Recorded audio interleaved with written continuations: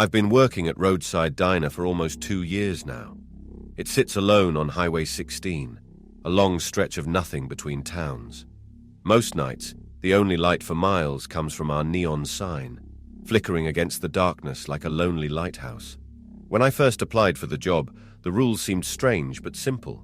Servers never enter the kitchen, not to deliver orders, not to pick up food, not even to clean.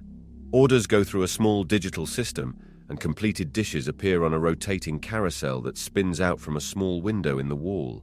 The pay was good, really good for a small-town diner, so I didn't ask questions. The first few weeks, I was curious, of course. Who wouldn't be? I'd stand near the pickup window, trying to catch a glimpse inside when the carousel turned. But the window was designed cleverly, just big enough for plates to pass through, but too small and oddly angled to see anything beyond a slice of stainless steel countertop. "Don't bother," Maggie told me. She'd been serving at Roadside for 15 years. "Nobody sees the kitchen staff, that's just how it is."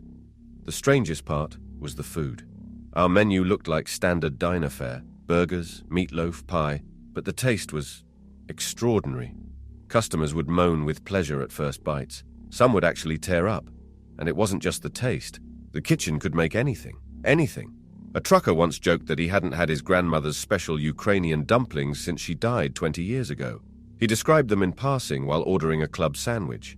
15 minutes later, the carousel spun, and there they were alongside his sandwich. Perfect Ukrainian dumplings. The man broke down crying right there at the counter. "How did they know?" he kept asking through tears. "They're exactly like hers. Exactly." I just smiled and shrugged. What else could I do?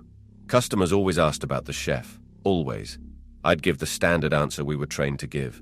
The owner prefers the kitchen staff to focus entirely on the food without distractions. Most people accepted this, too busy savoring whatever miracle had arrived on their plates. Last winter, during a terrible snowstorm, a family got stranded when their car broke down. The parents were stressed, and their little girl was crying because she was hungry. The dad apologized, saying they didn't have much money for a tow truck and a meal. "She keeps asking for her favorite dinner, star-shaped chicken nuggets with smiley-face potatoes," the mum explained, looking embarrassed. "It's this frozen brand we get at home." I took their order, just coffee for the parents, nothing for the child. I felt terrible putting it into the system, adding a note explaining their situation. 5 minutes later, the carousel turned, and out came 2 steaming